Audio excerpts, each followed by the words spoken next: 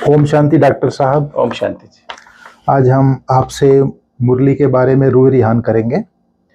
आज बाबा ने कहा है अपना जीवन हीरे जैसा श्रेष्ठ बनाने के लिए मुख्य 4-5 बातों के ऊपर अटेंशन दिलाया है बाबा। पहला तो है भोजन बहुत योग युक्त होकर बनाना और खाना है। तो भोजन का क्या रोल है? हीरे तुल्य संगम युगी ब्राह्मण जीवन हीरे तुल्य जीवन है।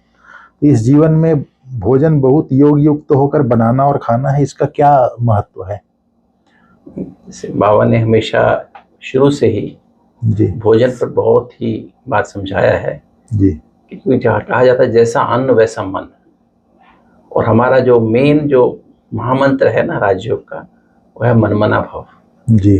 तो अगर मन को हम जब तक मनमना भाव नहीं करेंगे तब तक हम हमारे विक्रम विनाश नहीं हो सकते, क्योंकि हीरे तुल्य तभी बनेंगे जब संगम युग का मतलब क्या है? सच्चा ब्राह्मण जी, सगा ब्राह्मण, सगे बच्चे।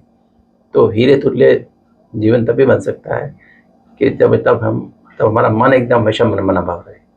और मन को अच्छा बनाने के लिए सात्विक भोजन, जैसा अन्न वैसा मन कहा जाता है ना, तो सात्विक अन्न होगा ना तभी सात्विक हमारा मन बन। सात्विक माना 7 गुणों से भरपूर, शुद्ध हो जाएगा मन। सात्विक मन 7 गुणों, सात्विक वर्ड है 7 गुणों से जी, 7 से सात्विक, 7 गुणों से भरपूर करने वाला। ओके। तो हमारा भोजन 7 गुणों से भरपूर होना चाहिए।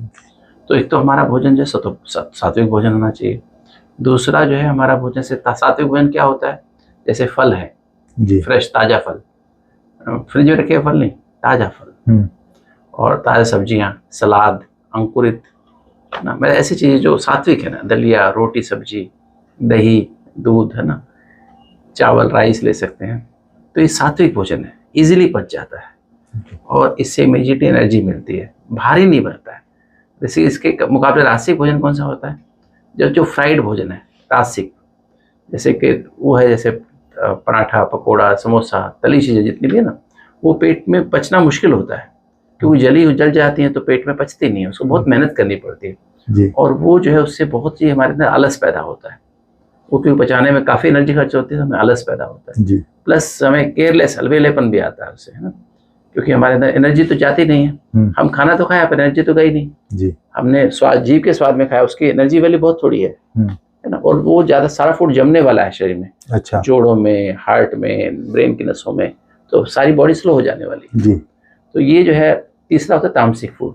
अच्छा, तामसिक फूड जैसे नॉन वेज है, जी, मीट खाते, अंडा खाते, मछली खाते, लहसुन प्याज जैसे तामसिक भोजन है। जी, जैसे अपना जो अचार होते हैं ना, अचार जी, उत्तेजना पैदा करते हैं। चाय कॉफ़ी है, स्ट्रॉन्ग चाय कॉफ़ी पीते तो इससे उत्तेजना पैदा होती है। जी, तो ऐसे कोल्ड ड्रिंक्स हैं, उसमें बहुत सारी कैफीन होती है, उत्तेजना पैदा करते हैं। जी, जैसे तो ये सब चीज़ें हमें अवॉइड करनी चाहिए। जैसे सिगरेट, शराब है, जी, बीड़ी सिगरेट लोग पीते हैं, तंबाकू खाते हैं, ये सब उत्तेजना पैदा करने वाली है। ये सब हम चाहे भी ना अगर ये खा करके हम बाबा को याद करना, क्योंकि मन में उत्तेजना, मन बहुत तेज दौड़ रहा है, अच्छा, तो बाबा को याद नहीं कर सकते। अच्छा, तो पहले तो हमारी जो क्वालिटी ऑफ फूड बहुत इंपॉर्टेंट है। अच्छा, फिर सत्व प्रधान सात्विक फूड का मतलब क्या है?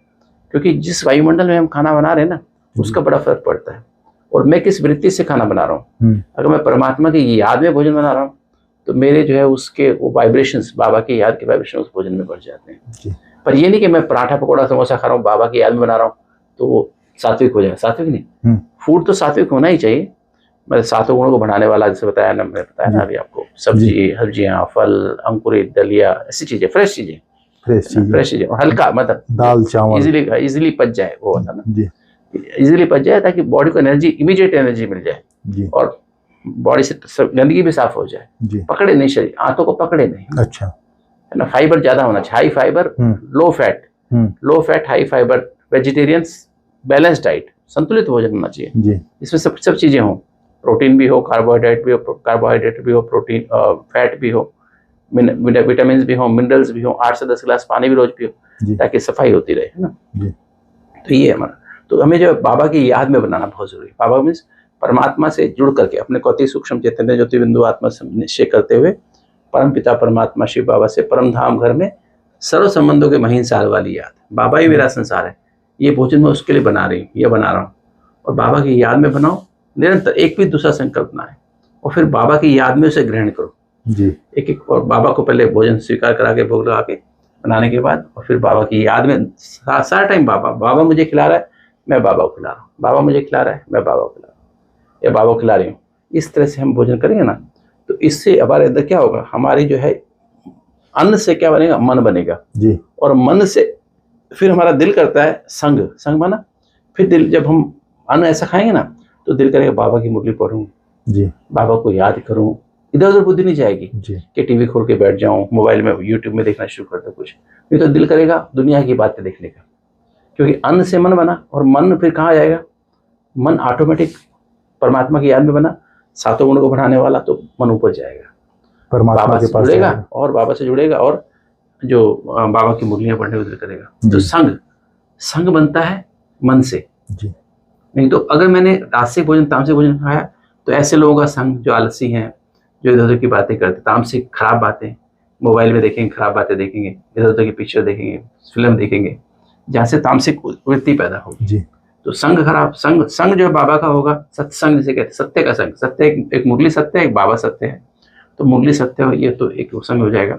और जब बाबा का संग रहेगा, बाबा की मुरली को हम बार बार, सत्य मुरली को हम बार बार रियलाइज करेंगे, सच्चे दिल से महसूस करेंगे, तो क्या होगा, तब उससे हमारे अंदर पवित्रता आएगी जी, पवित्रता की धारणा तब आएगी हमारे अंदर, तब हमारे अंदर ब्रह्मचर्य की धारणा आएगी, तब हमारे अंदर हमारे मन शुद्ध होएगा, तब हमारा बोल शुद्ध होएगा, बोल में मर्यादा आएगी, तब हमारे कर्म शुद्ध होंगे, संबंध संपर्क में शुद्धता पवित्रता आएगी, सोपन भी शुद्ध हो जाएंगे। तो ये हमारी रूट है, रूट में जड़ है भोजन जो है, क्योंकि भोजन से हमारा शरीर बनता है जी, भोजन से हमारा मन बनता है। बिना भोजन के तो आप मन में विचार भी नहीं कर सकते हैं। जी, जब हमारे पेशेंट्स होते हैं शुगर वाले, उनकी शुगर एकदम कम हो जाती है, 25 हो जाती है, तो मन में विचार भी नहीं कर सकते हैं, अच्छा, सोच भी नहीं सकते हैं। शुगर देते तो विचार चलता है, जी, जब उनको ग्लूकोज पिलाते हैं या इंजेक्शन लगाते हैं तब जाके विचार चलना शुरू, तो सोच भी नहीं सकते हैं वो, तो विचार चलते ही हमारे भोजन से है। जी, इसलिए हमारे विचारों का निर्माण हमारे भोजन से होता है, जैसा अन्न वैसा मन। तो एक तो ये बात, फिर हमारी जब पवित्रता, जैसे ना पवित्रता हमारा श्रेष्ठ श्रृंगार, आज की मुरली में जी, बाबा हमारा पवित्रता से श्रृंगार करने आए हैं। लाइट का ताज आ रहा है, तो जैसे जैसे लाइट का ताज आता है ना, बाकी तो शांति, सत्य, प्रेम, अतीन्द्रिय सुख, आनंद, आठों शक्तियां को निर्माण जो उससे हमारे अंदर होने लगता है, और जब ऐसा होता है तो उससे दैवी गुणों की धारणा होने लगती है। तो जो दैवी, चौथा हमारा जो पिलर ना, वो क्या है, दैवी गुणों की धारणा। दैवी गुणों की धारणा। तो पहली जो पिलर है हमारा स्तंभ, आधार स्तंभ राजयोग का क्या है, वो है शुद्ध सात्विक भोजन, शुद्ध अन्न, शुद्ध अन्न, सात्विक भोजन। उसके बाद सेकंड उससे हमारा बनता है संग, सत्संग, बाबा और मुरली का संग। तीसरा फिर उससे सत्संग से हमारे अंदर पवित्रता आती है, जी, मनसा वाचा कर्मणा संबंध संपर्क सोपन तक भी पवित्रता आती है, और उस पवित्रता से हमारे अंदर दैवी गुणों की धारणा होती है। जी, तो एक सबसे स्ट्रांग पिलर जो है हमारी मर्यादाओं का, ब्राह्मण जीवन की मर्यादा का, वो है शुद्ध सात्विक अन्न, शुद्ध सात्विक अन्न। उससे और जब ऐसे हमारे चारों पिलर मजबूत हो जाते हैं, हमारे जैसे कुर्सी बैठे ना हम लोग, चारों पिलर मजबूत हैं, जी, तब पावरफुल अमृत वेला हो सकता है, जी, तब मुरली अंदर रिकॉर्ड होती है, सुनते हैं ध्यान से, जी, और तब साथ में मुरली का ऑटोमेटिक रिवाइज और रियलाइजेशन चलता रहता है, अर्थात मनन चिंतन मंथन सिमरन चलता रहता है। और तब जो सच्चाई से हम पुरुषार्थ करते हैं ना, मनन चिंतन मंथन, तो दिल करता है किसी को तो बताएं, इसको याद करते उसको बताएं, बाबा आज मैंने ये किया, बाबा आज, तब दिल करती मैं बाबा को अपना पोता मिल दूं। दिल नहीं करती, आपने पुरुषार्थ नहीं किया, क्या बताओगे बाबा को, तो बाबा को, तब बाबा होता है, बाबा आज आपने मुरली में बताया ना, मैंने इतना किया, इतना नहीं किया, ये अच्छा किया, ये बुरा किया, बाबा ये गलती हो गई, पूरा सच्चा पोता मेरे बाबा को देते हैं। फिर अपना घंटे घंटे याद का चार्ट लिखते हैं, फिर उसके बाद वो देख करके बाबा को, फिर हम उसको मुरली पढ़ के बाबा की गोद में, सूक्ष्म वतन में बाबा की गोद में सो जाते हैं, और अगले दिन फिर सुबह उठ जाते हैं, पावरफुल याद। तो एक साइकिल है, पावरफुल अमृत वेला, मुरली, सारा दिन अटेंशन, अर्थात मनन चिंतन मंथन सिमरन, सोने के बाद सच्चा समाचार बाबा को दिया, चार्ट दिया, मुरली पढ़ के बाबा के अंदर सो गए, तो अगले दिन फिर पावरफुल और पावरफुल, एक साइकिल बन गई ना। तो सारा आधार जो है वो क्या है, भोजन के लिए ब्राह्मण जीवन बनाने का, वो है शुद्ध सात्विक भोजन, मेन पिलर है वो, मेन पिलर है। मतलब ब्रह्मा भोजन का हीरे तुल्य, संगम युगी ब्राह्मण जीवन बनाने में, हीरे तुल्य जीवन बनाने में बहुत ही महत्वपूर्ण रोल है भोजन का। मतलब सात्विक भोजन, तामसिक भी ना हो, तामसिक भी ना हो, नहीं राजसिक भी ना हो, तामसिक तो होना ही नहीं। हाँ जी, तो भोजन इतना इम्पोर्टेंट है। को जो है कई बार राजसिक भोजन अट्रैक्ट करता है।